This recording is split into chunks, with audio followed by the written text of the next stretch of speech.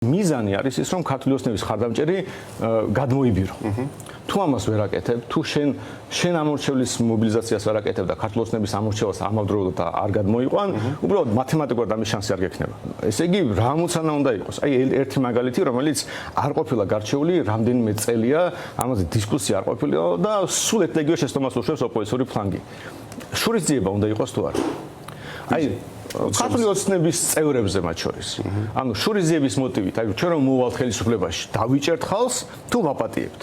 იმიტომ რომ ნებისმიერი ანუ შურისძიებასა და პატიებას შორის არსებობს კიდე სამართალი. კი ბატონო, ვინც დააშავა სამართლიანად დაისახოს. ხო, ეხლა ხვდებით, როცა ჩვენ საუბრობთ, რომ ავტორიტარული რეჟიმია და თქვენ ეთანხმებით ამას, მე ვეთანხმებით, შეიძლება რაღაც სხვა შეფასებით, რამდენი ადამიანი იქნება ამ ვერტიკალში, სადაც ღარიბაში უნდა რაღაც ფული მოიპარა, რამდენი ადამიანი იქნება ამ ვერტიკალში, ასე თუ ისე არაკანონიერ საქმეებში ჩართული. პრაქტიკულად ყველა. ხო, და ესე იგი გამოდის, რომ ვიღაც საშუალო რანგის ბიუროკრატსაც კი ემუქრებით დაჭერით, ხო, ამ შემთხვევაში.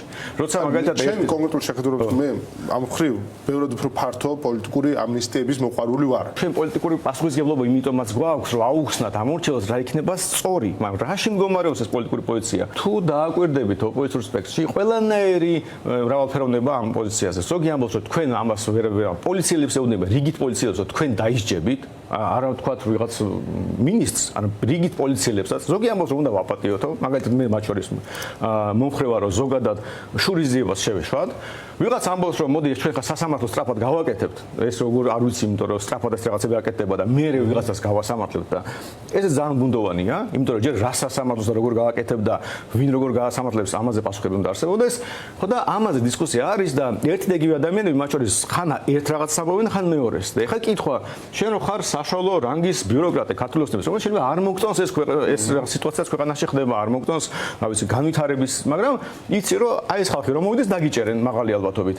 რას აკეთებ? გასაგებს ივანიშვილის მარცხსა ხედავთ იმაში, რომ აი სტრუქტურები რაც დგას, დავარწმუნოთ და არწმუნოს ოპოზიციამ იმაში, რომ მათ არ შეეხებათ არაფერი. ერთ-ერთი ელემენტია, ვიღაცას ფულშოულოს და რაღაც შემოსავალი აქვს ქართულ სეპირებებში, იმას უნდა დაარწმუნოს, რომ უკეთესი ცხოვრება ელოდება. ვიღაცას შიში უნდა ჩაუხსნა, რომ ომს დაიწყებ, ვიღაცას შიში უნდა ჩაუხსნა, რომ ციხეში გაუშვებ. ეს ხო მრავალფეროვნება, საზოგადოება არ არის ერთგვაროვანი, მაგრამ მაგალითად მოყავს, რომ თუ ოპოზიციურ ფლანგზე ვერ შეთანხმდით, რა შვებით თუ მოვიგებ. ელემენტარულ ერთ საკითხზე ვიჭერთ ვიღაცებს თუ არ ვიჭერთ. პატიობთ თუ სასამართლო რეფორმას ვიწყებთ. თუ სასამართლო რეფორმას ვიწყებთ, როგორ რეფორმას ვიწყებთ?